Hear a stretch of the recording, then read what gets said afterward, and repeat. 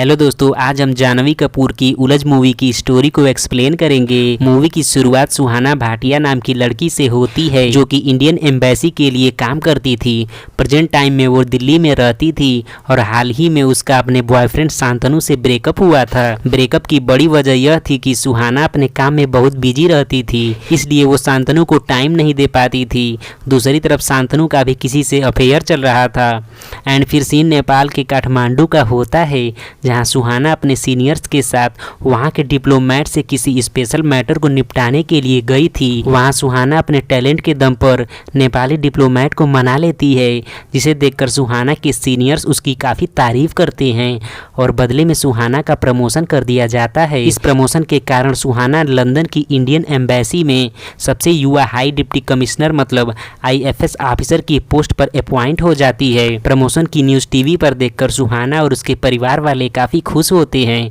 वहीं पता चलता है कि सुहाना के दादाजी भी इंडियन एम्बेसी में काम कर चुके हैं, जबकि उसके पिता आदिल हुसैन भी IFS ऑफिसर हैं। चूँकि पूरा परिवार विदेश सेवा में रह चुका है, इसलिए कुछ लोगों को लग रहा था कि सुहाना को यह प्रमोशन नेपोटिज्म की वजह से मिला है। धीरे धीरे नेपोटिज्म की न्यूज़ मीडिया में भी फैल जाती है। अगले दिन सुहाना की माँ उससे कहती है कि तुम्हें शांतनु को एक और मौका देना चाहिए, लेकिन सुहाना उन्हें साफ मना कर देती है। उसी रात सुहाना लंदन जाने के लिए अपने पिता के साथ एयरपोर्ट के लिए निकलती है। रास्ते में सुहाना अपने पिता से कहती है कि आप मेरे प्रमोशन से खुश नहीं हैं क्या? तब उसके पिता कहते हैं कि मैं खुश तो बहुत हूँ, लेकिन इतनी कम उम्र में इतना बड़ा प्रमोशन पाना मुझे बहुत ही परेशान कर रहा है। अपने पिता की यह बात सुनकर सुहाना नर्वस हो जाती है और उसे लगने लगता है कि बाहर वालों की तरह मेरे पिता को भी मेरी काबिलियत पर शक है। फिर सीन पाकिस्तान शिफ्ट होता है, जहां पाकिस्तानी PM अपनी आवाम को बताते हैं कि हम इंडिया के साथ अपने रिश्ते को सुधारने के लिए उनके जासूस को जल्द ही रिहा कर देंगे, जिससे कि दोनों देशों में अमन और शांति बनी रहे। इसके बाद पाकिस्तानी PM से मिलने ISI का एक एजेंट आता है, जो उनसे रिक्वेस्ट करता है कि हम इंडियन स्पाई को 15 अगस्त के दिन रिलीज करेंगे, जिस बात से PM भी एग्री कर जाते हैं।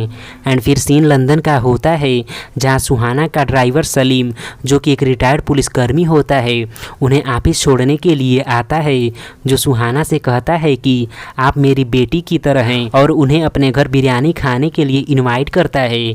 चूँकि सुहाना वहाँ नहीं थी, इसलिए वो ड्राइवर को मना कर देती हैं। फिर सुहाना अपने ऑफिस पहुँचती हैं, लेकिन वहाँ का स्टाफ सुहाना से ठीक तरीके से बात नहीं करता, क्योंकि सभी को लगता था कि प्रमोशन सुहाना को नहीं बल्कि जैकब को मिलना चाहिए था। इस वजह से सुहाना ऑफिस में अपने आप को अकेला महसूस करती है। अगले दिन सीन एक पार्टी का होता है, जहां सुहाना को अकेला देखकर एक लड़का उससे मिलने आता है। पहले तो सुहाना उसे बिल्कुल भी भाव नहीं देती, लेकिन अपने अकेलेपन को दूर करने के लिए उससे बात करने लगती है, जहां बातों में पता चलता है कि उस लड़के का नाम नकुल है और वो जल्द ही लंदन शिफ्ट हुआ है। वो सेफ का काम करता है और उसे बहुत सारी भाषाएं भी आती है। बातों ही बातों में नकुल उसे बाहर डिनर करने के लिए पूछ लेता है, जिस पर सुहाना मना नहीं कर पाती और उसके साथ बाइक पर निकल जाती है। धीरे धीरे सुहाना और नकुल की नज़दीकियां बढ़ने लगती है। दोनों एक दूसरे के प्यार में पड़ जाते हैं और फिर सुहाना एक दिन न चाहते हुए भी नकुल के साथ इंटीमेट हो जाती है, क्योंकि उसे भी किसी हमदर्द की ज़रूरत थी। अगले दिन सीन एक प्रेस कॉन्फ्रेंस का होता है, जहां सुहाना से मिलने के लिए नकुल भी पहुंच जाता है। पहले तो सुहाना नकुल को देखकर खुश हो जाती है, लेकिन आगे नकुल से ऐसा न करने को कहती है। तब नकुल गुस्सा हो जाता है और सुहाना को अपने साथ इंटीमेट होने वाली MMS दिखा देता है, जिसे देखकर सुहाना एकदम से चौंक जाती है। उसे विश्वास नहीं होता कि नकुल उसे चीट कर सकता है। तब नकुल सुहाना को अपना असली मकसद बताता है कि मुझे इंडिया और पाक के बीच होने वाले शांति समझौते के पेपर्स चाहिए, जिसे तुम कैसे भी करके 48 घंटों में मुझे सौंप दो, नहीं तो मैं ये MMS सोशल मीडिया पर वायरल कर दूंगा। अब तुम्हारी और तुम्हारे परिवार की आन बान शान मिट्टी में मिल जाएगी। अब सुहाना नकुल के जाल में पूरी तरह से फंस चुकी थी। एक तरफ उसे देश की चिंता थी, तो दूसरे तरफ अपने और अपने परिवार की, और उन पेपर्स को नकुल को देने के लिए जाती है। बदले में नकुल सुहाना को उसका MMS वाला पेन ड्राइव सौंप देता है। अगले दिन सुहाना ऑफिस जा रही होती है, जो एकदम से डरी और सहमी हुई थी, क्योंकि उसे लगता था कि नकुल के पास अब भी उसका MMS है। सुहाना को परेशान देखकर उसका ड्राइवर सलीम उससे पूछता है कि मैम आप इतना परेशान क्यों हैं? तब सुहाना कहती है कि मुझे एक आदमी के बारे में इन्फॉर्मेशन चाहिए, तुम उसका पता लगाओ। और वो सलीम को नकुल का फिंगरप्रिंट दे देती है। एंड फिर सुहाना को पता चलता है कि उसके पिता का प्रमोशन यूएन काउंसिल के लिए होने वाला है, जिससे सुहाना काफ़ी खुश हो जाती है। उन्हें सरप्राइज देने के लिए इंडिया जाने का प्लान बनाती है। जैसे ही सुहाना एयरपोर्ट पर पहुंचती है, उसे नकुल का फ़ोन आता है, जिसमें नकुल वो फ़ोटोज़ भेजता है जब सुहाना उसे सीक्रेट डील के पेपर्स दे रही थी, और धमकी देता है कि तुम हमारे बीच में ड्राइवर सलीम को मत घसीटो, नहीं तो मैं उसे जान से मार दूंगा।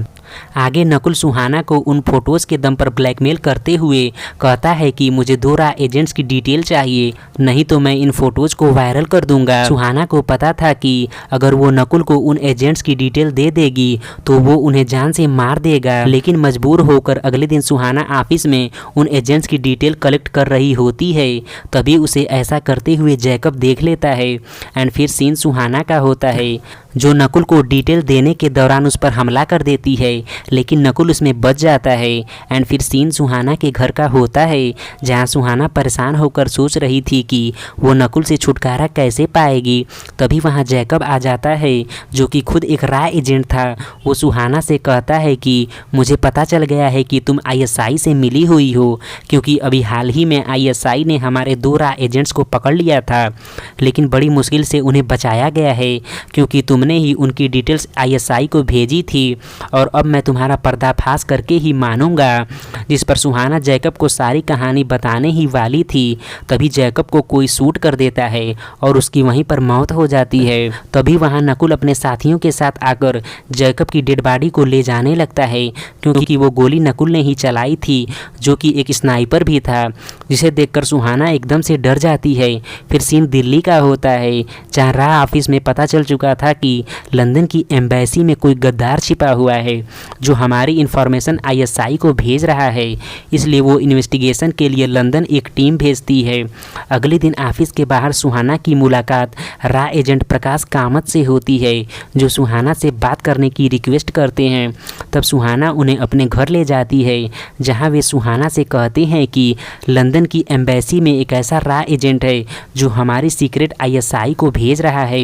चूँकि आप रॉ से नहीं हैं, इसलिए हम चाहते हैं कि आप उस गद्दार का पता लगाएं। पहले तो उनकी बात सुनकर सुहाना एकदम से शॉक हो जाती है, क्योंकि सारी खिचड़ी तो उसी ने पका रखी थी। लेकिन फिर भी सुहाना उनसे पूछती है कि आपको किसी पर शक है क्या। तब वे सेविन नाम के रॉ एजेंट का नाम लेते हैं, और वो ये भी बताते हैं कि गैस फटने की वजह से जैकब नाम के रॉ एजेंट की मौत हो चुकी है। तब सुहाना समझ जाती है कि ये गैस एक्सप्लोजन का काम नकुल ने ही किया होगा। फिर सीन सुहाना के ऑफिस का होता है, जहां सेविन उसे घूरने लगता है, क्योंकि उसे लगता था कि जैकब की मौत में सुहाना का ही हाथ है। एंड फिर ऑफिस से निकलते ही नकुल सुहाना को कॉल करता है और इंडिया जाने के लिए एक वीज़ा की डिमांड करता है। नकुल को वीज़ा देने के बाद सुहाना चुपचाप उसका पीछा करने लगती है, जहां वो होटल में किसी से मिलने जाता है। होटल में सुहाना उस व्यक्ति को देखकर एकदम से शॉक हो जाती है, क्योंकि नकुल जिससे मिलने गया था वो कोई और नहीं बल्कि उसका ड्राइवर सलीम था। अब सुहाना को समझ में आ जाता है कि सलीम और नकुल मिलकर उसका इस्तेमाल कर रहे हैं, जिससे गुस्सा होकर सुहाना सलीम के घर जाती है, जहां सलीम अपना पर्दाफाश होता देखकर सुहाना पर गन तान देता है। जहां मारपीट के दौरान सुहाना सलीम को धक्का दे देती है, जिससे सलीम की कांच पर गिरने से मौत हो जाती है। लेकिन मरते टाइम सलीम सुहाना से बताता है कि वो आईएसआई के लिए नहीं बल्कि इंडिया के लिए ही काम कर रहा है, जिसे सुनकर सुहाना चौंक जाती है और वो सलीम के रूम की तलाशी लेती है, जहां उसे सलीम के लैपटॉप में उसका इंटीमेट वीडियो और फोटोज़ मिल जाता है, जिनको खुद सलीम ने ही क्लिक किया था। लेकिन सुहाना तब सबसे ज़्यादा आश्चर्यचकित हो जाती है जब सलीम के मोबाइल से उसे पता चलता है कि दरअसल सलीम अपने देश के रॉ एजेंट प्रकाश कामत के लिए काम करता था।